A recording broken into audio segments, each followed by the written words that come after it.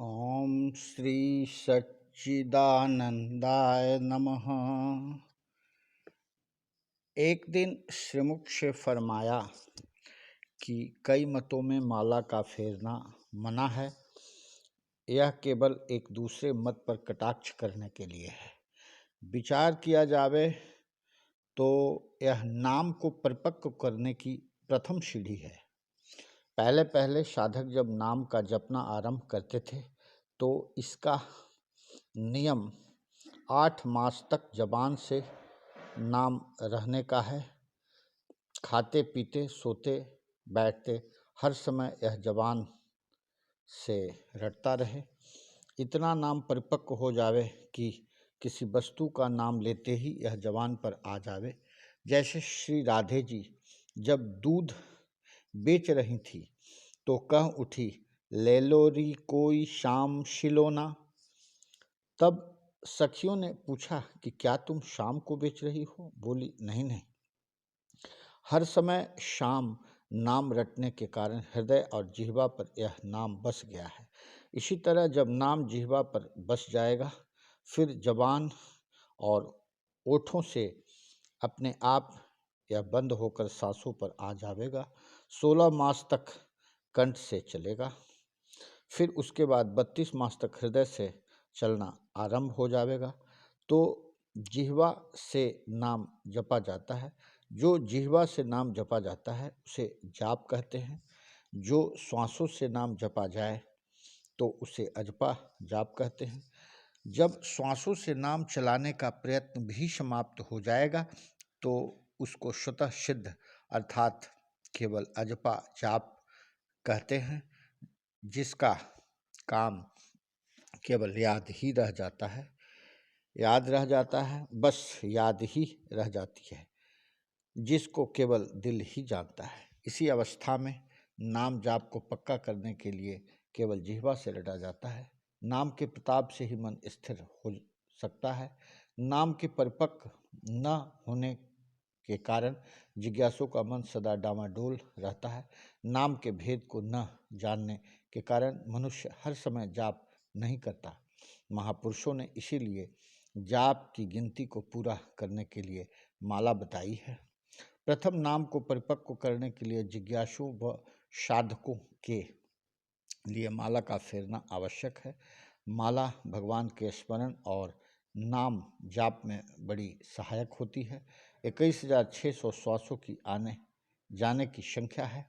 इसी के हिसाब के अनुसार माला की गिनती 200 मानी गई। 100 दाने को यदि 200 बार घुमाएंगे तो 20,000 नाम निकलेगा, शेष रहे 1600। माला में 8 दाने और होते हैं, उसको 200 बार घुमाने से 1600 नाम निकलेगा। इस प्रकार 200 माला फेरने से 21,600 नाम पूरा निकलेगा। क्योंकि माला में 108 दाने होते हैं, इस हिसाब से 21,600 नाम नियम से नित्य प्रति माला के फेरने के कारण निकल जाता है। कभी कभी ऐसा भी होता है कि नींद के झोंके या नाम की कमी को पूरा करने के लिए 8 माला और फेरी जाती है। इस 200 माला के फेरने में कम से कम 4 घंटे और अधिक से अधिक 5 घंटे लगते हैं। जिस समय जिज्ञासु यह माला चिल्ला यानी चालीसा आरंभ करता है तो उन दिनों उसको अधिक बोलना व मिथ्या बोलना मना है। माला के 4 या 5 घंटे समाप्त होने पर भी वह हर समय चलते फिरते नाम का जाप करता रहे, क्योंकि ऐसा भी लिखा गया है कि बैठते 12, उठते 18, सोते 25 और मैथुन में 60 श्वास चलते हैं। जितनी देर में बैठे 12 श्वास जाते हैं, उतनी देर में उठने में 18 चले जाते हैं, उतनी ही देर में सोने में 25, मैथुन में 60 श्वास खर्च होते हैं। युक्ति से चलने वाले मनुष्यों के श्वास 21,600 ही चलते हैं। उनका बैठना उठना सारा युक्ति के साथ होता है। इस हिसाब से और युक्ति से न चलने वाले विषयी जीवों के श्वास अधिक चलते हैं। उनकी गणना उनके कर्तव्य पर होती है। माला 3 प्रकार की होती है। पहला मणिमाला, दूसरा करमाला, तीसरा वर्णमाला। पहला, मणिमाला। जिन्हें अधिक संख्या में जाप करना हो उन्हें मणिमाला अनिवार्य है। यह माला अनेक वस्तुओं की होती है: चंदन, रुद्राक्ष, पद्म बीज, जीवपुत्रक मोती आदि। जब मणिमाला से नाम परिपक्व हो जाता है, यह अपने आप ही छूट जाती है। यह मणिमाला एकांत स्थान में बैठकर फेरी जाती है ताकि नाम पर वृत्ति लगी रहे। उस समय और बातचीत करना मना है। यदि गृहस्थ कार्य में कोई ऐसा आवश्यक कार्य पड़ जाए कि बोलना ही पड़े तो हाथ की माला समाप्त करके फिर बात करें। दूसरा, करमाला। बिना मणियों के अंगुलियों पर ही नाम जाप करने को करमाला कहते हैं। तीसरा, वर्णमाला। अंतर से वर्णों द्वारा जप करने को वर्णमाला कहते हैं। अतः उसी मंत्र अक्षर को अंतर में श्वासों से जाप करना। प्रातःकाल की माला में ऐसा नियम भी है कि चिल्ले में थोड़ा सा जल पास रख लिया जाता है। फिर माला आरंभ करें और माला समाप्त होने पर चिल्ले का जल पी लें। नाम जप को पक्का करने के लिए जो चिल्ला शुरू किया जाता है वह माला चलते फिरते नहीं फेरी जा सकती, क्योंकि चलते फिरते वृत्ति नाम में नहीं लग सकती। या हो सकता है कि चिल्ले की माला यदि एक आसन पर न हो सके तो 2 दफ़ा या 3 दफ़ा एकांत में बैठकर फेर ली जाए। 8 मास तक जो नाम जब जबान से लिखा हुआ है उसको हर समय न करने के कारण यह माला बताई जाती है। इसमें 8 चिल्ले करने पड़ते हैं।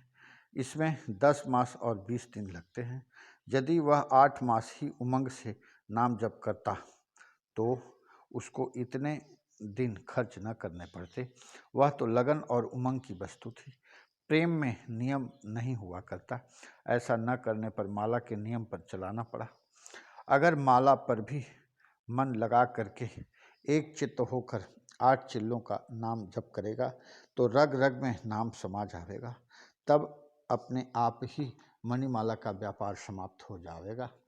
क्योंकि काफ़ी अरसे से माला का जाप करने पर हाथ की आदत पड़ जाती है। फिर यह करमाला आरंभ हो जाती है। कुछ समय बाद अंतर की वर्णमाला अर्थात श्वास उस शब्द में अपने आप उच्चारण करता रहता है। इसके उपरांत केवल एक याद ही रह जाती है। जाप की व्यापार वृत्ति समाप्त हो जाती है। यह याद वहाँ पहुँचती है जहाँ से स्फुरन उठती है। प्रीतम को भूले नहीं, भूले अपना आप, भूल चूक सगरी मिटे, जो प्रीतम का कर जाप। इस अवस्था तक पहुँचने के लिए माला का फेरना उचित है। कबीर साहब ने माला के विषय में एक दोहा लिखा है: माला तो कर में फिरे, जीभ फिरे मुख माही, मनमा तो चौदिस फिरे, यह तो सुमिरन नाही। इसमें कबीर साहब ने माला फेरने को निषेध नहीं किया। इसका तो यही समझाना है कि माला हाथ में, नाम जबान पर और मन चारों तरफ घूमता है। ऐसा नहीं होना चाहिए। मन को उपस्थित करके नाम का जाप माला के द्वारा फेरा जाए। जिह्वा और मन दोनों जगह नाम समा जाए, यह उनका उपदेश है, जिसको जीव उल्टा समझकर माला से विमुख होते। जो लोग माला नहीं जपते और खाली जबान से नाम जाप करते हैं तो उनका भी तो मन चारों तरफ जाता है। तो क्या इसका तात्पर्य यह है कि नाम जाप को छोड़ दे? नहीं, यत्न करे, बल्कि नाम मन में समा जाए, यही उपदेश है। महापुरुषों के भाव को समझना चाहिए ताकि अपनी भूल मिट जाए। उदाहरण, जैसे किसी बच्चे को पिता ने कहा कि बेटा वहाँ नहीं जाना चाहिए, वहाँ जहाँ मार पड़े। बच्चा बोला, अच्छा जी, फिर तो स्कूल भी नहीं जाना चाहिए क्योंकि वहाँ भी मार पड़ती है। पिता के भाव को न समझकर यदि बच्चा स्कूल जाना बंद कर दे तो विद्या का पढ़ना समाप्त हो जाए। यहाँ तो पिता का कहना यह था कि बुरी जगह पर न जाए, वहाँ की मार और स्कूल की मार में अंतर है। इसी तरह से महात्मा के उपदेश के सारांश को समझे और जो कार्य करे मन को उपस्थित करके करे। माला द्वारा नाम जाप करने वाले को चाहिए कि मन को साथ उपस्थित रखें। श्वासा पलटे नाम बिन धिक जीवन संसार। पाँचवा, एक रोज इरशाद हुआ कि साधु महात्माओं के पास जाकर कोई औलाद मांगता है, कोई तरक्की रोजगार का सवाल करता है, बल्कि आजकल बहुत से आदमी सट्टा पूछते हैं। असलियत में उनसे पूछने की बातें यह हैं कि मैं कौन हूँ, जगत क्या है, जीव क्या है, माया क्या है, परमात्मा क्या है, भोग क्या है, मन का स्वरूप क्या है, शांति कैसे होती है और इनसे छूटकर कैसे परम पद को प्राप्त हों। फिर जो उपदेश वह करे उस पर विचार करना चाहिए। विचार और अभ्यास के बिना कुछ सिद्ध नहीं होता। जो कुछ वृक्ष, फल फूल, पशु पक्षी, स्थावर जंगम पदार्थ हैं, वो पहले कर्मों के बिना पैदा होते हैं। यह जगत आदि कारण है। पहले सृष्टि जो पूरी है वह कारण कारज के कर्म और संस्कारों से रहित है। पीछे कारण कारज भासने लगता है। कारण दो प्रकार का होता है, पहला समवाही कारण, दूसरा निमित्त कारण। यह तब होता है जब कारज से कर्ता अलग हो पर आत्मा अद्वैत है, उसके निकट दूसरी वस्तु नहीं। वो कर्ता कैसे हो और किसका हो, सहकारी भी नहीं। वो मन इंद्रियों से रहित निराकार अविकृत रूप है और समवाही कारण परिणाम से होता है, पर आत्मा तो उचित रूप है, परिणाम को कभी प्राप्त नहीं होता। जायते असत्य वर्धते विप्रणायते क्षय नियते निश प्रदद्यते। इन छह विकारों से रहित निर्विकार आत्मा जगत का कारण कैसे हो? इससे यह जगत अकारण रूप ब्रह्म से भासता है। अकारण कारज भाव कोई नहीं, न पराग्य, प्रध्वंसा और अन्योन्य भाव से है। पराग्य भाव उसे कहते हैं जो पहले न हो, जैसे पुत्र पहले पैदा नहीं होता, पीछे पैदा होता है या मिट्टी से घड़ा बनता है। प्रध्वंसा भाव वह है जो पहले होकर मिट जाए, जैसे घड़ा था फूट गया। अन्योन्य भाव वह है जैसे घट में पट का अभाव है और पट में घट का अभाव है। जैसे कोई जल में स्थित हो और किनारे पर पहाड़ में आग लग गई हो, तो उस आग का प्रतिबिंब जल में देखकर कहे कि मैं जला जाता हूँ। जैसे ब्रह्म से उसको जलना भासता है, तैसे ही जीव को आभास रूप जगत दुखदायक भासता है। जैसे नदी किनारे के वृक्ष व पर्वत आदि पदार्थ जल में अनेक प्रकार से प्रतिबिंबवत और हिलते डुलते भासते हैं, तैसे ही आभास रूप जगत को चलते फिरते अनेक रूप भासते हैं। जगत को अविद्या का कार्य भी नहीं कर सकते, क्योंकि जगत और अविद्या इकट्ठे ही फुरे हैं। जब चित्त स्वभाव फुरता है, सब जगत होकर भासता है। सूत के बगैर कपड़ा नहीं होता, कपड़ा सूत का ही रूप है। तैसे ही जगत आत्मा का रूप है। आत्मा कोई दूसरा रूप धारण करके जगत नहीं होता। आदि परमात्मा से कर्म बिना जो सृष्टि उपजी है वह किंचन आभास रूप है। फिर आगे जो कुछ ब्रह्मा जी ने रचा है सो संकल्प रूप है। फिर आगे अज्ञान से कर्म करने लगे, तब उन कर्मों से पैदाइश होती है, दिख पड़ी, पैदाइश होती दिख पड़ी। जैसे समुद्र का आभास तरंग है, तैसे ही आत्मा का आभास जगत है। जैसे दीपक से प्रकाश निकलता है और सूरज से किरणें निकलती हैं, गर्म लोहे से चिंगारियां निकलती हैं, काल में ऋतु निकलते हैं, फूल से सुगंध निकलती है, समुद्र से तरंग उपजती है, तैसे ही आत्मा से जीव उपजते हैं और मिट जाते हैं। समय पाकर सब अपने पद में मिल जाते हैं। इस प्रकार जो कुछ उपजा है वह कुछ नहीं उपजा और न स्थित है, शून्य आकाश रूप है। बड़े देश काल क्रिया सहित ब्रह्मांड दिख पड़ते, इसलिए परमार्थ में व स्वरूप में उनका उपजना, स्थित होना, बंधन में पड़ना, नष्ट होना मिथ्या है। त्रिलोकी रूप महामाया के मोह से उपजते और जल में तरंग की तरह नाश हो जाते हैं।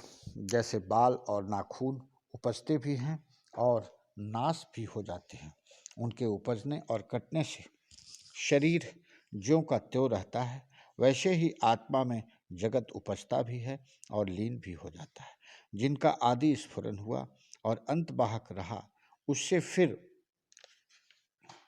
विदेह युक्त हो गए, बाकी जो अंतवाहक से आदि भौतिक हो गए और जाना कि हम यह है, इस अहंकार से जैसे जैसे कर्म करते हैं तैसे तैसे शरीर धारण करते हैं। पहले कारण रूप से एक जीव उपजा, उस आदि जीव से बहुत से जीव हुए, जैसे आग से चिंगारियां निकलती है। दो प्रकार से भूतों की उत्पत्ति होती है। कुछ तो ऐसे उत्पन्न होते हैं जिनको पहले जन्म की स्फुरना यानी संसरना होती है, वह अपनी वासना के मुताबिक शरीर को पाते हैं और जन्म से जन्मांतर तक चले जाते हैं। पूर्वाभास होते हैं। आदि में सब जीव संस्कार और कारण बिना पैदा होते हैं, पीछे से चिन्मात्र होता है। शुद्ध ब्रह्म में जो सम्मत का उल्लेख होता है वह ही कलंक रूप कर्म का बीज है, उससे आगे विस्तार को पाता है। जैसे जल जिस जिस संबद्ध बीज से मिलता है उसी रस को प्राप्त होता है, तैसे ही संबद्ध का फुरना जैसे कर्म से मिलता है वैसी ही गति को प्राप्त होता है। अंतःकरण से मिलकर भोग भावना करना और विषय की तृष्णा करने से विषय जीव कहता है। देह और इंद्रियां सब जड़ हैं, इनका क्षण भर में मिट जाने का स्वभाव है। ये सब इंद्रियां आत्मा के सहारे से अपने अपने विषय को ग्रहण करते हैं। आत्मा इन सब से न्यारा है। जैसे घड़े के फूटने से घड़े के अंदर के आकाश और वायु का नाश नहीं होता, इसी तरह से इस देह के नष्ट होने से रहने वाली आत्मा का नाश नहीं होता। एक अज्ञान है, दूसरा ज्ञान है। अज्ञान यह है कि पदार्थ को प्रत्यक्ष न जानना। शुद्ध चिन्मात्र अद्वैत में जो अहं संवेदना उठती है, इसी से स्वरूप से गिरता है। फूरना ही अज्ञान है, यानी चित्त के उदय होने को ही अज्ञान समझो। अहंकार और वासना के संबंध को संवेदन कहते हैं। माया के किसी गुण से मिलकर अपने को कुछ जानने को अहंकार कहते हैं। जब अहंकार रूपी बादल हटता है तब आत्मा रूपी सूरज प्रकाशता है। जैसे रस्सी के अज्ञान से सर्प भासता है, और जब रस्सी का ज्ञान होता है तब अज्ञानता जाती रहती है और ज्यों की त्यों रस्सी भासती है। परंतु सर्प भासने के समय भी रस्सी ज्यों की त्यों ही थी, जानने न जानने में एक समान थी। तैसे ही आत्मा भी फूरने के समय में जगत भासता है और फूरना निवृत्त होने पर आत्मा ही भासता है। परंतु आत्मा दोनों समय में समान है। आत्मा से जगत अलग नहीं, आत्मा का ही रूप है। दूसरा ज्ञान यह है कि पदार्थ को प्रत्यक्ष जानना। एक ज्ञान भी अज्ञान है, जैसे मृगतृष्णा के पदार्थ को सच समझना। एक प्रमाण ज्ञान है कि यह पदार्थ इस तरह का है, लेकिन इसका नाम रूप सब ब्रह्म है। जहाँ जैनपति जाती है उसी का ज्ञान होता है। ज्ञान दो प्रकार का है।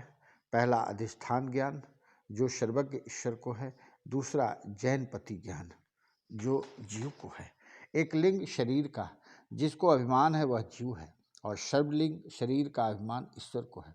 पास होते हुए आदमियों में से एक को जो स्वप्न आता है उसका ज्ञान दूसरे को नहीं होता, क्योंकि एक की व्याप्ति दूसरे में नहीं जाती। ईश्वर को सर्व सृष्टि का ज्ञान है, जिसमें दृश्य का संयोग होता है, वह संकल्प ज्ञान है, वह सांसारिक कहलाता है। दूसरा निर्विकल्प ज्ञान है जो आकाश की तरह चिन्मात्र है। जो दृश्य के संबंध से रहित ज्ञानमान है वही आत्म रस को जानता है। स्वरूप का जानना यानी शुद्ध चिन्मात्र में चेतन दृश्य फूरने से रहित होकर स्थित होने का नाम ज्ञान है।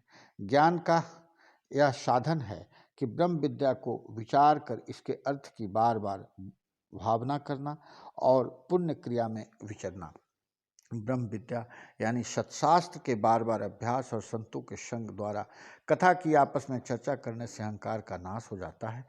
हरेक इंद्रिय सिर्फ अपने विषय को ग्रहण करती है, लेकिन अहंकार से मिली प्रतीत होती है। अहंकार का त्याग करने से मुक्त होता है। जब उपदेश करने की इच्छा होती है तब अहंकार सिद्ध होता है। जब स्मरण होता है कि उपदेश करूं तब चित्त भी चेतना से सिद्ध होता है। फिर यह उपदेश करे या न करे, ऐसा संकल्प करने से मन की सिद्धि होती है। अज्ञानी का चित्त रहता है और ज्ञानी का सत्व रहता है, जो प्रारब्ध के वश से फूटता है।